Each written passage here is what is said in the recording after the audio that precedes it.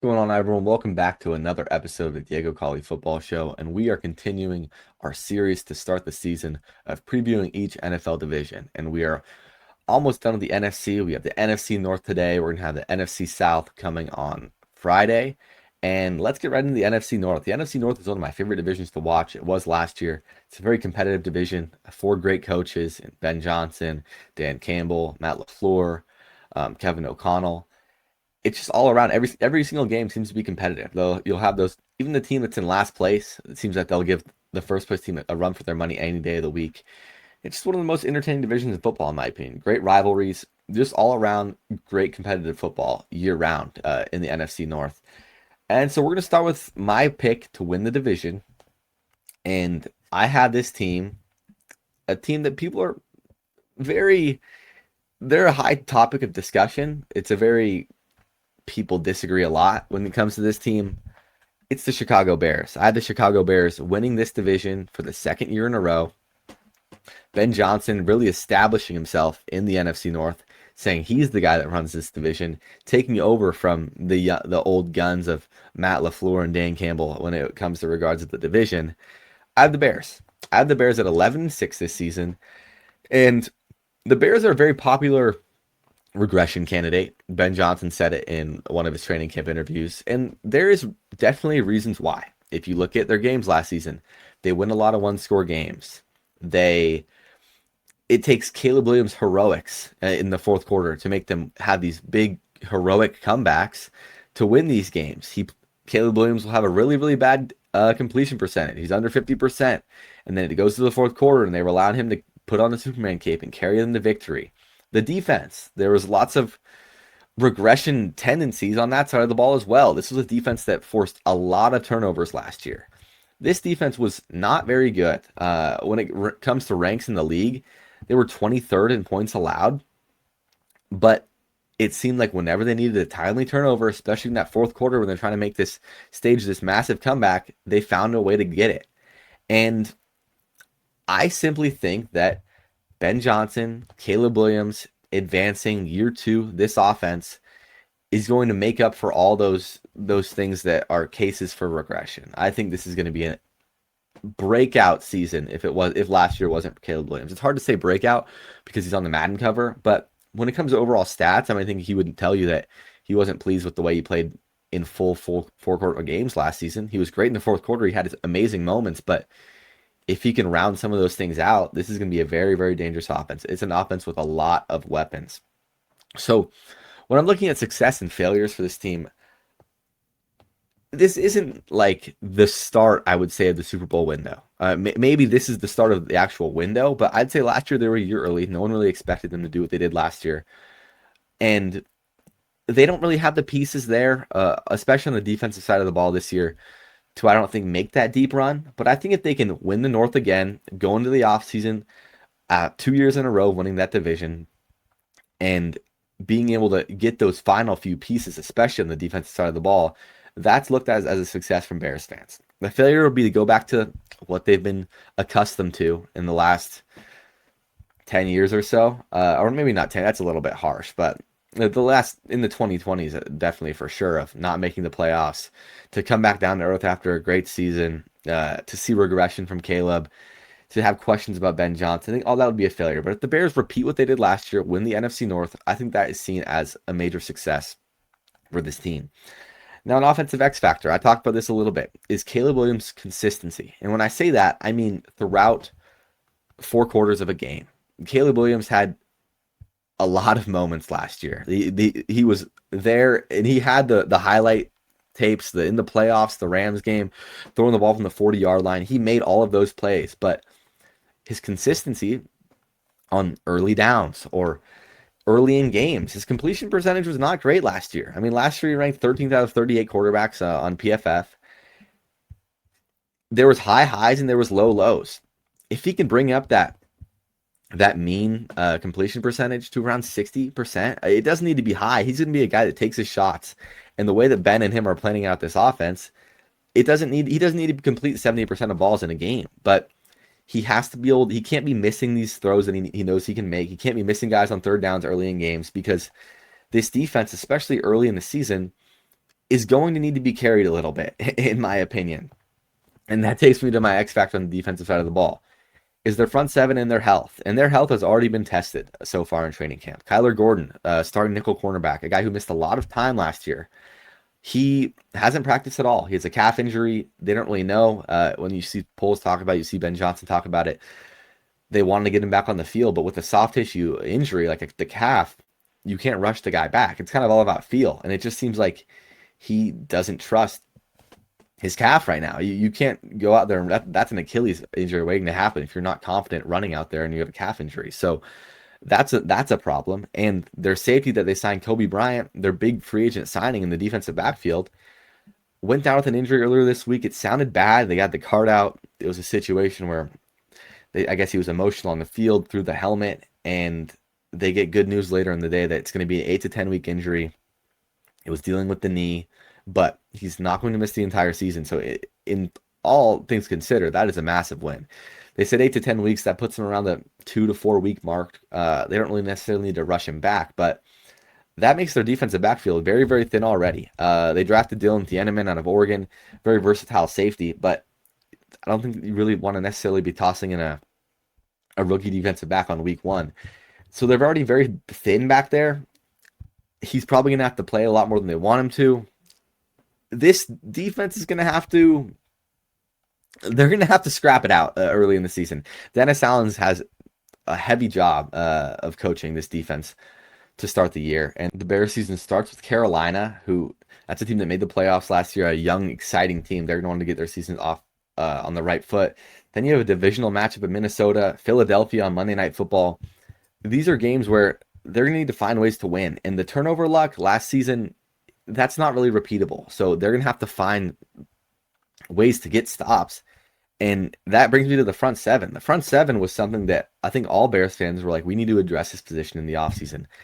And it wasn't really addressed. I think if you ask any Bears fans, the one thing they're disappointed in Ryan Poles in the offseason, it's they didn't really address the front seven. And I think that's very, very reasonable. He brought in Devin Bush to kind of replace Tremaine Edmonds.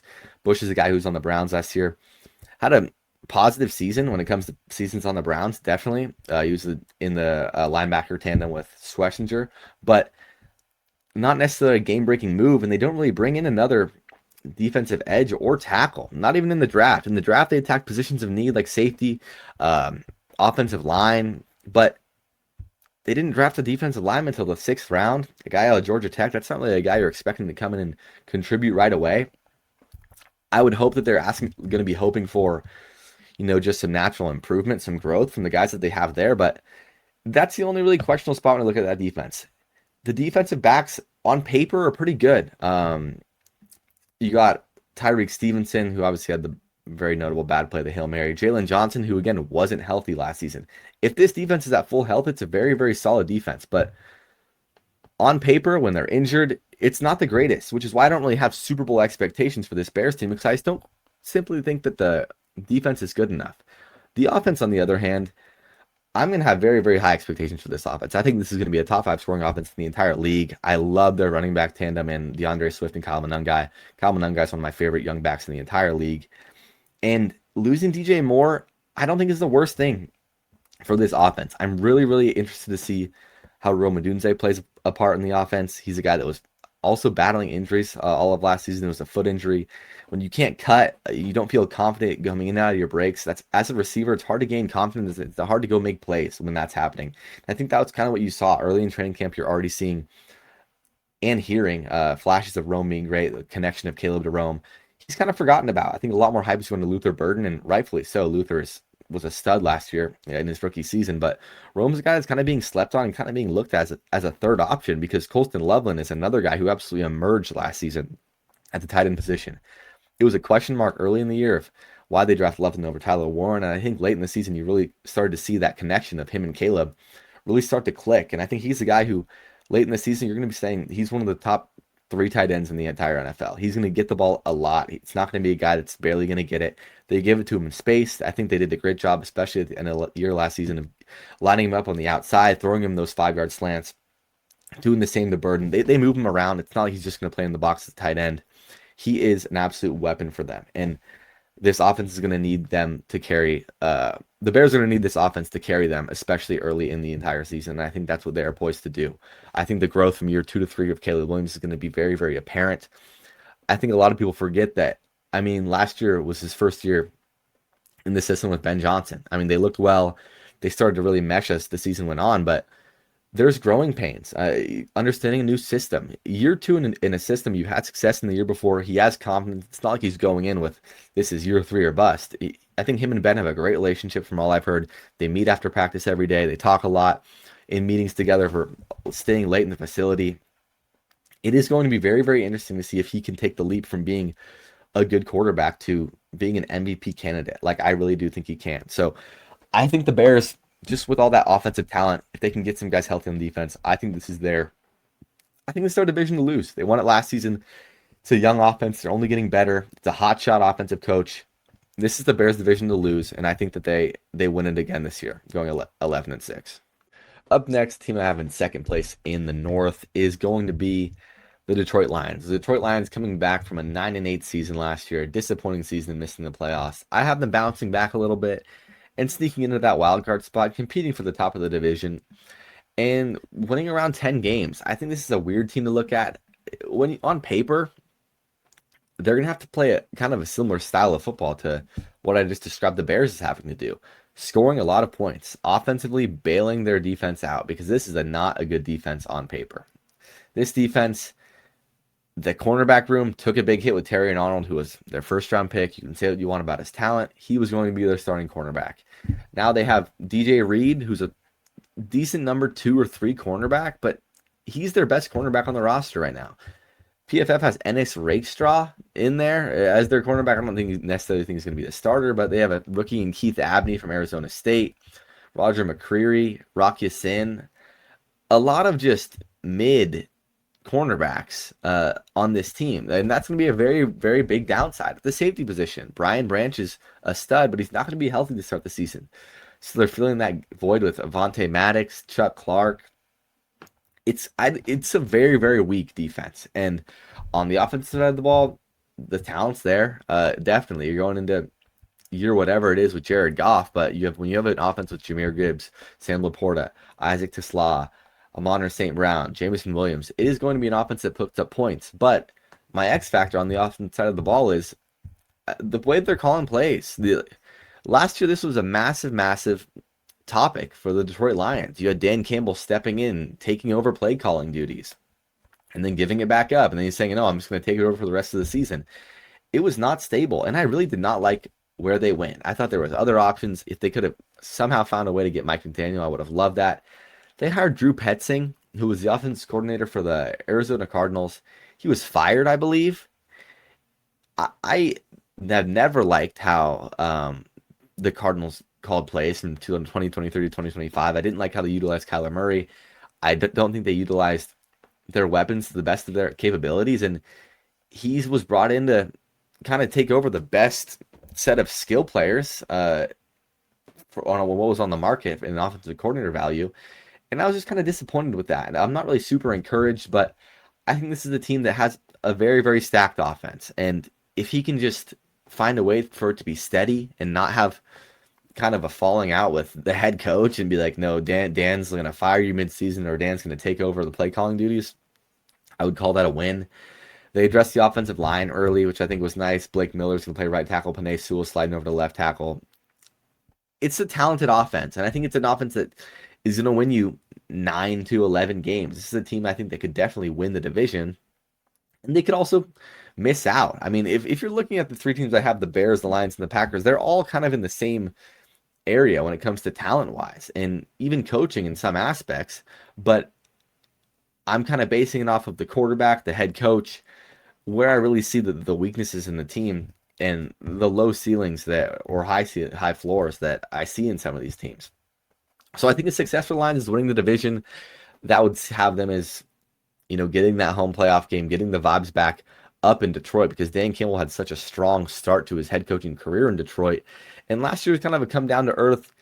When the team struggles, it's kind of like a lot of people like to criticize Dan and say, what does he really do? He's just some big meathead, and him coming in to call plays kind of garnered some criticism. So it'll be interesting to see the perception in Detroit if this season does not really go to plan. Are they going to turn on Dan and want one of those more savvy offensive-minded head coaches, or is he their guy they're going to stick it out with? A failure will be missing the playoffs again. I mean, this offense is too talented to not be in the playoffs. When you have a top 10 receiver in Amon-Ra St. Brown, a top 3 running back in Jahmyr Gibbs, Jameson Williams is one of the best number 2 receivers in the league, that speed. Sam Laporta's, is he a top 5 tight end? He's definitely up there. When you have all those weapons, it's inexcusable if they don't make the playoffs this year. And I think they can see some serious change come to the organization if that's the case, whether that is in the head coach or that is in the quarterback. Because you kind of do have to see, is Jared Goff the guy you want to be with long term? I mean, he's 31, but he has yet to really show that he's a guy that can. I mean, he went to the Super Bowl with the Rams. That was an elite defense, but he's not a guy that, I don't know. I mean, I like Jared Goff, but do I want Jared Goff to be my franchise quarterback? I don't know if that's really the case necessarily. So if things go awry this year, I could see them having to really pick between the head coach and the quarterback, because that seems to be what happens. They're not going to do a full reset. But when you have young skill position guys like that, it's unacceptably missing the playoffs. So I have that as a failure. My X factor offensively is the offensive play calling. As I mentioned, Drew Petzing has a big weight on his shoulders, but he has the tools to do it. And on the defensive side, it's the defensive backs. I need to see, I mean, can they not be a net 0? Let's see who the defensive coordinator is for the Lions, because they took a big hit when they lost Aaron Glenn. When Aaron Glenn left, there was a noticeable drop-off last year, and now they have Kelvin Shepard, who's the team's linebackers coach. He was their defensive coordinator last year. They lost some guys on the defensive side of the ball. They lost Alex Anzalone, who was kind of a leader on that defense. They lost Amika Robertson. They lost DJ Reader. I mean, Alex Anzalone was kind of the grit of the Lions. When I saw that guy with the long blonde hair playing middle linebacker for Detroit, he was a guy that kind of embodied the way that team played. They have Jack Campbell, who's a stud. They have Aiden Hutchinson, who's a stud. But other than that, this defense is very lowly. And I'm excluding Brian Manch because he's not going to be healthy for the start of the season. So it's a similar model to the Bears, but I have the Lions' offensive talent just having them capable enough to sneaking into the playoffs, winning 10 games. I don't think they win the division, but I think they win 10 games and kind of get the trajectory of the franchise back on track. Up next, I have the Green Bay Packers, and I have this being a disappointing season for the Green Bay Packers that honestly I could see potentially ending in some change at the head of the franchise. I have them going 8-9. I just don't love Green Bay. I don't love the vibe over there. I didn't love the way they ended last season. People calling for the head coach. I think it's a bad offensive line. The Green Bay Packers, their vibe on offense is just very interesting to me. Matt LaFleur's offensive genius. When I see him coaching in a big game, I don't see that in a big moment. I think on paper it's very well. When they're beating teams in the regular season, it's all going great. And then you get into these must-win playoff games, and he kind of just implodes in his own head. And I think when there's a lot of whispers around a team, and fan pressure is, we need to fire this guy needs to be gone, we want someone else leading our franchise, and you bring the guy back, that's a lot of heavy pressure and expectation. And that doesn't always work out, in my opinion. And for them, I have as a success making the playoffs and winning a game. No one in this really division, I don't think, should have Super Bowl or bust, or we need to make everyone wants to make a deep playoff run. I don't think everyone's like, we need to make a Super Bowl, this is a failure. These are all teams kind of in different spots in where they are as a franchise. As I said, the Bears, their Super Bowl window is kind of just opening. The Lions, I would say their Super Bowl window is closed as of the last few years. They want to make the playoffs, but this is not a Super Bowl winning team they had a few years ago when they were the 1 seed and got upset by Jaden Daniels in the first round. The Packers, last year I picked them to make the Super Bowl. I think I might have picked them to win it. I might have picked the Chiefs. I picked them to match up against the Chiefs in the Super Bowl. That did not go well. This is not a team I'm looking at that I think this team can make a run and make that leap. Can they be in that kind of middle range? Yes. And me saying that they're 8-9, I don't think that, I'm not super low on them. If you swap the Lions with them, I wouldn't be mad at that. But I think if I had to pick one of these teams to make the playoffs in the Bears, Lions, and Packers, I would pick the Packers just based on pure vibes around the organization. On the offensive side, do they have a wide receiver one? They have three good wide receivers in Christian Watson, Matthew Golden, and Jaden Reed. I love Jaden Reed. Tucker Kraft, I think it's hard to say. Tucker Kraft, is he their wide receiver one? Is he Jordan Love's go-to guy? I would think so.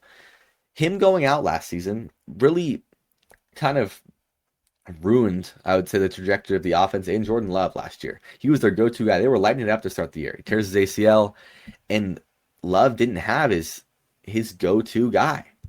Christian Watson got paid this offseason, has never shown an ability to play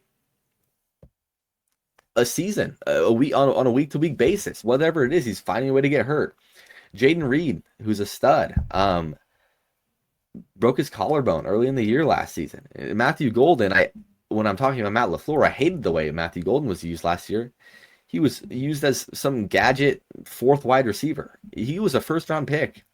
Throw him the ball get him the football. Don't just let him out there. You have to find ways to get that guy the ball. And it kind of seems like the three receivers, I mean, Watson's they're all kind of big play threats or kind of gadget guy. There's not a guy here I think you could throw the ball 10 times a game. I don't think that Golden's that kind of guy. He has his big 50-yarder per game, and that's kind of about it. Reed is another gadget type guy, in my opinion. I think Tucker Kraft has to step up and be the real number one option on this offense. Otherwise, things could get ugly. And I think not having that kind of guy is someone that is a reason that's kind of hindered Jordan Love. I'm not the most massive Jordan Love fan. I don't think he's a guy that can carry you to victory. I don't think he's a guy that makes these big superhero heroic plays. And I just don't I wouldn't pick him to lead my franchise if I want to go win a Super Bowl. I would pick Caleb Williams over Jordan Love. If I was picking one quarterback to start a franchise with, I would pick Caleb Williams. Even for a season, just the intangibles. I mean, you see it blow up in big moments. Last season against the Bears, in big spots, in the end of the year. And they failed to make plays on big downs. Obviously, he was hurt for an extended period of time last year. And I think that also showed. Malik Willis came in there and won games. And it showed that it's not Jordan Love isn't doing a lot in this offense. It's the Matt LaFleur system that wins games in the regular season and hasn't shown a way to kind of push through it in the playoffs. So that's my worry on the offensive side of the ball. On the defensive side of the ball is the cornerback position. Keyshawn Nixon, I don't think should be a starting outside cornerback in this league. They drafted Brandon Cisse out of South Carolina, a rookie DB. He's explosive. He has the talent that's there, but when you draft a rookie defensive back, it's hard to expect him to come in and be locked down and reliable from day one. So that's where my uncertainty kind of comes from on the defensive side of the ball. Micah Parsons, I'm not sure if he's going to be ready for week one. Obviously, he was the most massive acquisition last season that made me believe that he could bring them to the playoffs. When he played last season, he was an absolute monster. They don't want to rush him back. They don't need to say you have to be back for week one. Whenever he's healthy, he will be there. He'll be making an impact, and he is a game changer for this team. If he's healthy for an entire season after he comes back, that changes how I look at this team. But if you told me that this team is going to win more than the Lions and be above them, I would believe you. But I don't believe in the quarterback and head coach combo. And when you don't believe in those two things, it's hard for me to look at this team and say that they're going to find a way to win these tight games and sneak into the playoffs when I think it's going to be close. I mean, last year, 16th in points scored, 11th in points allowed. Also losing Jeff Hafley to the Dolphins, he comes to become their head coach. I think that's a massive loss. He had that defense humming last year, even when they didn't have Micah. So having a new voice in that room can really kind of just change things up, in my opinion. I think it's going to be a down year for the Packers. And honestly, I have to say, I think that Matt LaFleur's time in Green Bay, it comes to an end at some point in the season or afterwards. I don't think that he's there after this season. Finally, rounding out the division, I have the Minnesota Vikings. The Vikings were a really, really tough team to read because it is a team that has talent, and it's a coach in Kevin O'Connell that I have a hard time seeing really bottoming out and winning no games. But the quarterback position has me really just questioning things. I mean, they won 9 games last season. with, J.J. McCarthy starting games at quarterback, Max Brosmer starting games at quarterback, Carson Wentz started a primetime game there early in the season, but the defense was good. You bring Brian Flores back to be the defensive coordinator. They're 7th in points allowed, 26th in points scored. This is a massive kind of gateway season for Kevin O'Connell, in my opinion. This was the guy that's the quarterback whisperer. He can do something with nothing at that position. And that was said because he made Sam Darnold elite in that season, win 14 games, and they let him go. And what did Sam Darnold do? He went and won a Super Bowl. So was that Kevin O'Connell doing that for him? Or was Sam Darnold just good after he had turned a point, being a backup for a few years, was put in a good position with good receivers and was showing his talent? Or was it a Kevin O'Connell thing? Because Kevin O'Connell, J.J. McCarthy was supposedly his guy. And they don't re-sign Sam Darnold after winning 14 games. And they don't re-sign Daniel Jones, who was in that building. They settled for Carson Wentz and 9. And it was ugly. So ugly that they decided to bring in Kyler Murray. And now we have Kyler Murray and J.J. McCarthy in a camp battle. Who's going to start at quarterback? On all accounts, I have to believe it'll be Kyler. But that almost, in my opinion, puts more pressure on Kevin O'Connell because everyone wants to find the next Sam Darnold. And now we have Kyler Murray coming in to play quarterback, a talented guy, former number 1 overall pick. What are you going to do? How can you make him an effective player? He has been an effective player in stretches of weeks, but never for a full season, which is why I have them winning 7 games. I don't think that they're very good, but I think the coaching on both sides of the ball will get them to that kind of mid-ground, which is honestly a bad spot.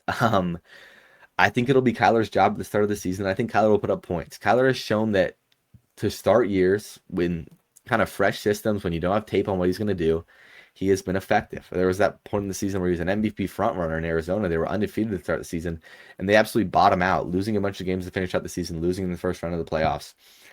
He's going to have some great plays, throwing to Justin Jefferson, throwing to Jordan Addison, throwing to Juwan Jennings, throwing to TJ Hawkinson. That's a dangerous offense.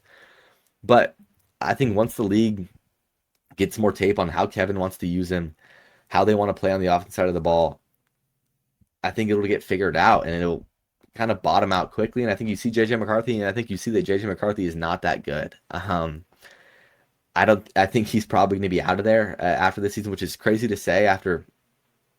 It's only been 2 years of JJ, or I think this might be year 3. Yeah, because he missed his first year. Last year's the first season he played.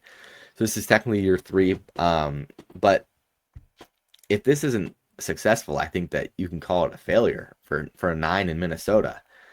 And that's unfortunate because you see it on Twitter. A lot of Vikings fans talking about they're just wasting Justin Jefferson's career. They kind of are. He hasn't really played many important games. And that's sad when you have an elite wide receiver like that. It's really unfortunate. No one wants to see that. But that's kind of where I see this Viking season going. And if it does go downhill, could KOC be out in Minnesota? Could we see 2 open head coaching vacancies in the NFC North? I wouldn't be surprised. And I wouldn't be surprised if it's these last 2 teams. We're seeing a lot more these days that NFL teams are being a lot less lenient. If you don't perform, you're out. It doesn't matter what you've shown in the past. We're getting you out. We're getting a fresh start. I think letting him go would be probably the wrong decision because I think he's a great mind. But if you have 2 years in a row of kind of I'm the quarterback whisperer, but I'm not whispering with these quarterbacks, then are you? Or are you riding off this one season where maybe the quarterback was the reason that you guys played so well and it wasn't you and what you did for Sam? That's kind of the conundrum I think that the Minnesota's in. So I think success here would be finding something long-term. If that's Kyler, that's a success. If Kyler comes in and is serviceable, not a Sam Darnold level, but if say they come in and win 10 games and kind of take the spot of the Lions or the Packers, whoever's in that second team, because I think the Bears are going to win the division. Say they come in and win 10 games or second place in the division and sneak into the wild card. And Kyler Murray leads them there. And he's a very serviceable starting quarterback. He doesn't get benched. They find kind of something there. That is a win. But, Kyler Murray's 28. Could he have a kind of a Baker Mayfield type arc? I'm not counting it out. Another first overall pick, lots of talent, hadn't really found a way to figure it out. He's only on his second team. I mean, he got a contract in Arizona, unlike Baker, and they shipped him off last year. It wasn't going well. But could I see that happening? Maybe. The talent's there. Can a coach find a way to figure out how to use a 5'10 quarterback in this day in the NFL? Possibly. And if that happens, that is a massive win for the Minnesota Vikings. If Kyler Murray is the future, even for the next 2 to 3 years, and you can try to put some competitive teams all around them and make a little run with Justin Jefferson, with Jordan Addison, that's a win. A failure, having to go into a full rebuild. If this whole thing bottoms out, if they bench Kyler, they give McCarthy a chance, McCarthy bottoms out, you're going into a full rebuild. You have talent at receiver. You're paying your Justin Jefferson $35 million a year. You have this talented defense, but your offense is so bad it's not enough to win games. You have to maybe get rid of your head coach. You just got rid of your GM this year. Maybe your GM and your head coach aren't really on the same page. That would be an absolute failure for Minnesota, and something I could see happening. There's a big pendulum with this Vikings team. And so the X factor in the offense is the quarterback play. There's the weapons are there. The weapons are there around them. Can the quarterback not just be absolutely atrocious and give them a chance to win games? Because this defense is very, very talented. I mean, Brian Flores, he's my defensive X factor. He can win you games single-handedly if you don't just shoot yourself in the foot offensively. And that's what they did at times last year. I mean, the Seahawks game is a great example. Obviously, I don't think they're ever going to win that game, but to start it, you have the ball on the 10-yard line, and Max Brosmer flips the ball to Ernest Jones, throws a pick six, throws, I think, 3 interceptions in that game. Can you just have competent quarterback play to give Brian Flores a chance to call stuff on defense and go and win you games? Because they draft Caleb Banks in the first round, stud defensive tackle out of Florida. They draft Jake Goldie, a linebacker out of Cincinnati. They invested in the defense. Their first 3 picks, another defensive tackle out of Iowa State.